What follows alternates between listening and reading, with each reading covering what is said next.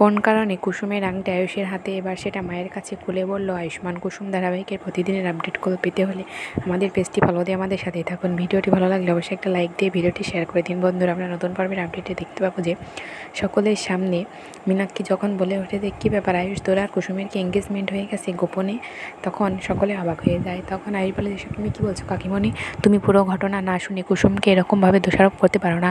আমাদের কেন এঙ্গেজমেন্ট হতে যাবে? কুসুম বলে যে আমি তো আমার আংটিটা খুঁজে পাচ্ছি না ছোটো সাহেব, এটা আপনার কাছে কীভাবে গেল? তখন কুসুম আয়ুষকে বলে যে বলুন ছোটো সাহেব। তখন আয়ুষ বলে যে তোমার মনে নেই তুমি যে রাতে সকল গরিব দুঃখী মানুষদেরকে খাবার দিতে গিয়েছিলে, তখনই তোমার আংটিটা ওখানে পড়ে গিয়েছিলে। একটা মেয়ে আমাকে বললো যে তোমাকে এটা দিয়ে দিতে, কিন্তু সকাল হয়ে গেছে, আমি তোমাকে আংটিটা দিয়ে দিতাম, আমার মনে নেই আসলে, সেজন্যই দেরিতে দিতে পারিনি। তাই আমি এখন বলছি এটা তোমার আংটি, তুমি ফেরত নিয়ে নাও। তখন ইন্দ্রাণী বলে তার মানে কুসুম তুমি রাতে কাদের খাবার দিতে যাও? তখন আয়ুষ বলে যে মা তুমি জানো না, কুসুম তোমার কথা ভেবে আমাদের বাড়িতে রাতে বেঁচে যাওয়া যে খাবারগুলো গরিব দুঃখীদের মাঝে বিলিয়ে দেয়।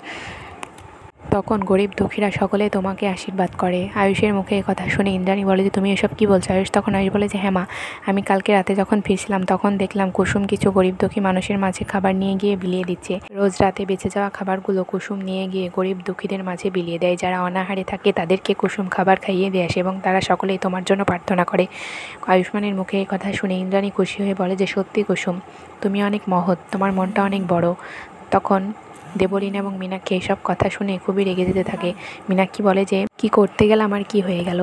কুসুমকে তো উল্টে কোনো শাস্তি দেওয়া হলো না, উল্টে কুসুমের প্রশংসা করা শুরু হয়ে গেল। তখন দেবলীনা বলে যে এসব আর সহ্য হয় না আন্টি, কুসুম কি বারবার সকলের সামনে এভাবেই ভালো থেকে যাবে আর আমরা কুসুমের কিচ্ছু করতে পারবো না? তখন মীনাক্ষী বলে যে সেটাই তো বুঝতে পারছি না।